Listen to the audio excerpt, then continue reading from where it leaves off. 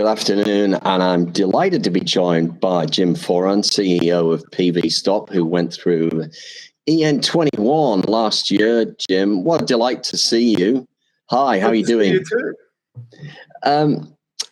I would like to know, and I think I picked this up on the journey that you started life or your previous life as a corporate GM. I just wanted to understand a little bit your journey from corporate GM to CEO of PVStop, and just give us a quick thumbnail of what that was and what that's been like to date. Sure. Look, it was quite a journey. I was the general manager for a large multinational corporate. But I found myself, some might call it a midlife crisis, but I was at a point where I had all the trappings of a successful career. However, there was something missing. It was getting more and more difficult to get out of bed in the morning. And I've got a very understanding wife. I talked it over with her and said, look, I need to get out. I just need to clear my head and do something different. So I took a little bit of a 6-month hiatus, went out working for just a friend of mine, of all things, doing a bit of landscaping. So trimming hedges, getting physically fit, clearing the head. And while I was going through that process, just through sheer chance, I met a guy over a beer who was one of the forefathers of the solar industry in Australia. And he'd come up with this invention or a concept that he believed was going to change the landscape of solar energy safety. And so, like a lot of inventors, he has a very unique way of looking at the world, but not necessarily great at executing a business plan. So, look, over a few beers, we got to talking. I came on board with his solar business, learning more about the industry, and while doing that, also doing my due diligence on this idea for solar safety. And that concept for solar safety actually ended up being the product PVStop. And it really ticked all the boxes for me. It was a completely new venture in an entirely new field. And I was doing something good for the world. It was really, I could see that it was going to change the landscape of renewable energy safety, making first responders, electrical contractors, and communities safer. And so 7 years later, here I am, and I'm certainly enjoying what's been quite the turbulent journey, but we are now making a genuine difference in the world. And so I've now got a really good reason to get up out of bed in the morning. I could talk to you at great length, Jim, and we'll do it on another occasion about how the harder you work, the luckier you get, and being open to opportunity. But I guess in a way, you've told me my first question, which was kind of what, in a nutshell, excited you about it. And I've heard words like impact, but you've also done due diligence on that. So you did it eyes wide open, I guess. As wide open as they can be. Look, our product PVStop and our journey to deliver solar energy safety, look, it's a great concept. It had never been done before. We're literally having to carve our own path. There was no standards, there was no accreditation around our type of solution. And, we're operating in what is a very highly governed life risk environment. So I don't think anything quite prepared me for what I was trying to bite and chew off. Like you hear quite often, it takes twice as long and costs twice as much. And that was certainly the case here. And looking back, I absolutely had very little, with all the due diligence I did, I still had very little idea of what I was really getting myself into. But once I was on the path, there was just no stopping. Every day's an adventure. So, I'm guessing that you brought a lot of commercial nous from your previous roles. Yes. And then you've got to try and hop over into the thinking around raising capital, which is never easy, because you've kind of got to translate your due diligence and insight into convincing an investor to put their money in. Yep. In overview, what do you feel you've learned about the capital raising journey so far? I know there's more to go, but yeah, what's your insights to that over the last recent history? Well, certainly, I believe I had the business acumen to achieve or achieve our objectives, but certainly I wouldn't, and still probably don't consider myself to be a natural of the investment ecosystem. Like a lot of the other aspects of the journey, I really had to learn from the ground up, and it's tough out there. It's you'll get a whole lot of people give you a whole range of different opinions and advice, and there are no shortcuts. So I literally had to go back once again to scratch and try to do as much due diligence on the capital raising ecosystem as I could. I did a few courses. I did get some great insights and advice off some various colleagues along the way. But yeah, it was a tough journey, and I'd say I'm still no expert at it, but I can say one of the aspects that I wish I'd known earlier was the Startup Bootcamp program. When I arrived and was accepted onto the course, there's no doubt I learned a lot around the structure of capital raising through the program.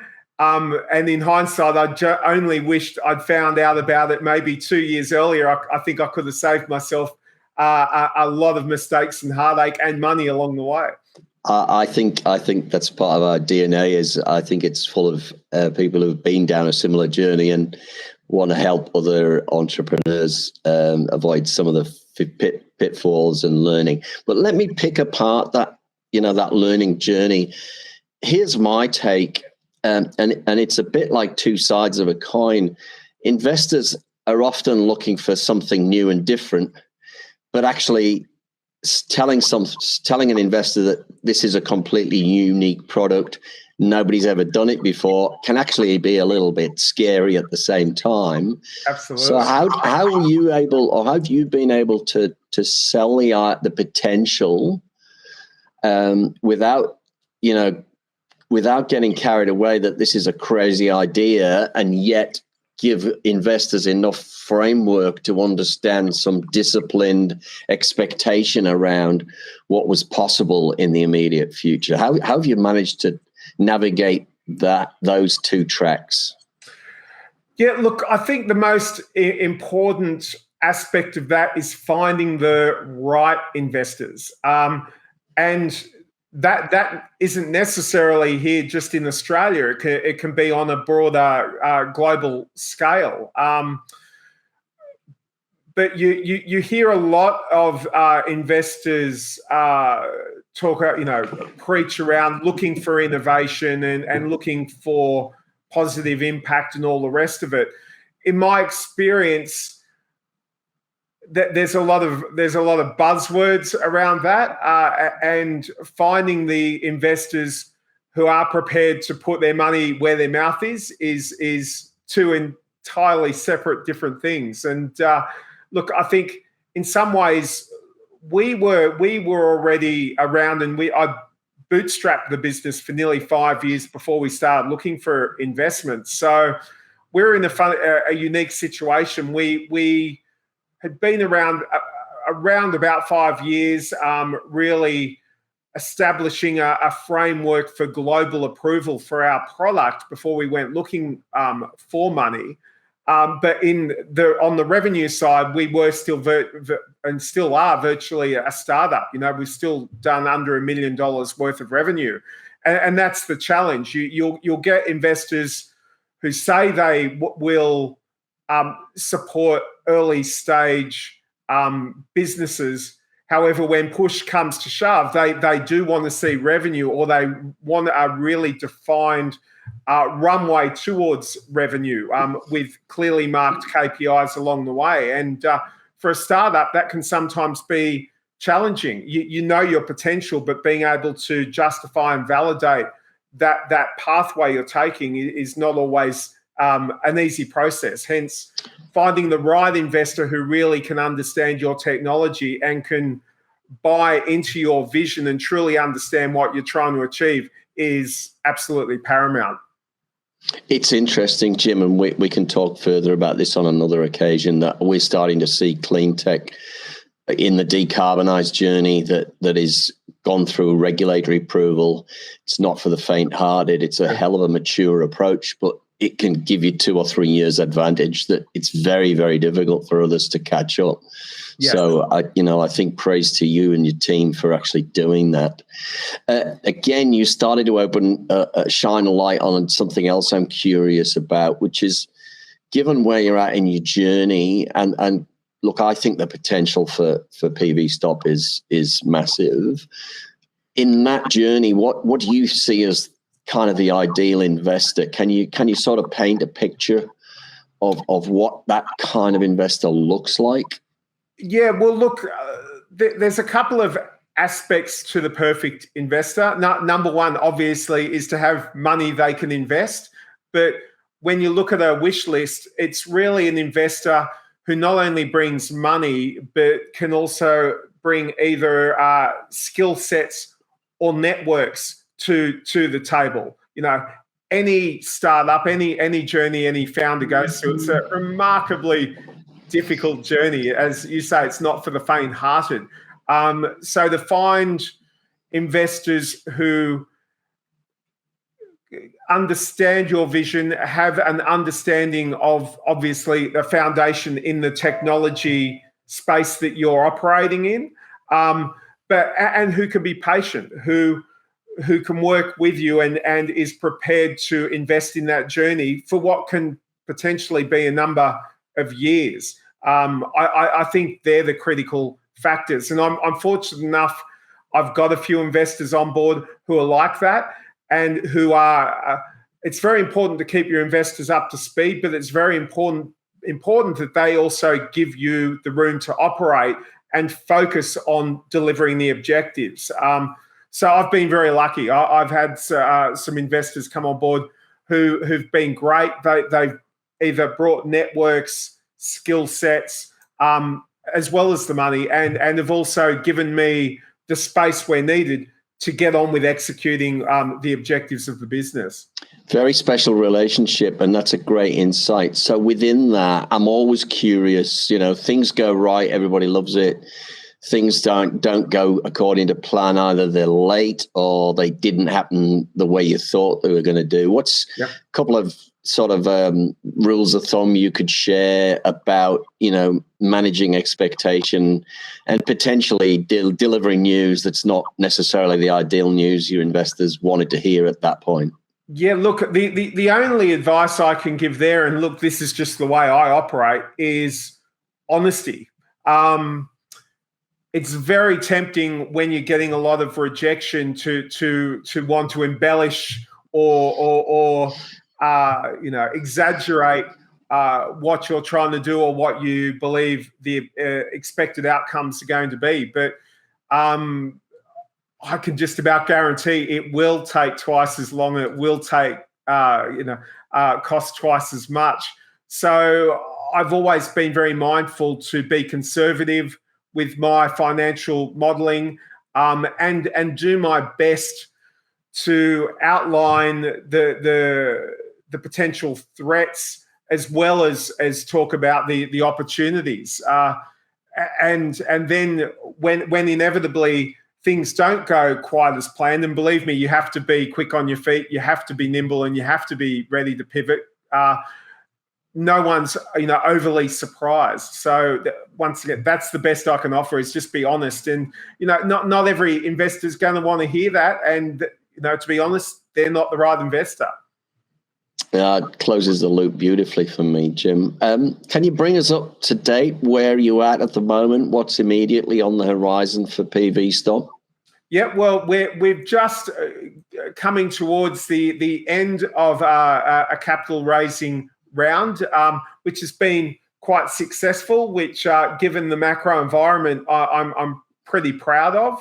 I've literally just returned from my first trip abroad since 2019. So it was over in Europe for the last month, re-establishing some existing relationships and exploring some new distributor opportunities. And there's a great pent-up energy in the world right now. I think everyone was locked down for a couple of years. The world was on hold. Now I think people are really wanting to get back out and really engage again. And so that's what I've been doing. And it's been super exciting. We attended Interschutz, which is the largest emergency services show in the world in Germany. We were on the PVStop was displayed with a couple of our existing distributors. We've signed on a couple of new distributors, and I'm also in the process of signing on a few others. So, super exciting things going on in Europe for us. Next stop will be the US, where I've got a similar trip planned. So, yeah, from having survived lockdown and having to really be conservative, now we're back out. We've raised some money, getting some key staff in key markets, and looking to really move from that validation stage of our business now to that tipping point where we're now starting to scale. So, very, very exciting times over the next 12 months. Well, Jim, that optimism shines through, but I think it's grounded in realism of a veteran corporate player who's gone the long journey on startups as well. Yeah. And of course, we've got some great players in the solar field that are operating in the US. Will, of course, be making introductions down the track if they are helpful to you. Absolutely. We're huge believers in PVStop. It's a delight to chat to you, and I look forward to having a beer with you next time we're both in the same place. You will. Hopefully that won't be too far away now. It's, as I said, much easier to navigate our way across borders at the moment, which is great. Fantastic, Jim. Pleasure to talk to you as always. Thanks so much for your insights, and we'll see you soon. Thanks, Stuart. Appreciate it. Talk soon, mate.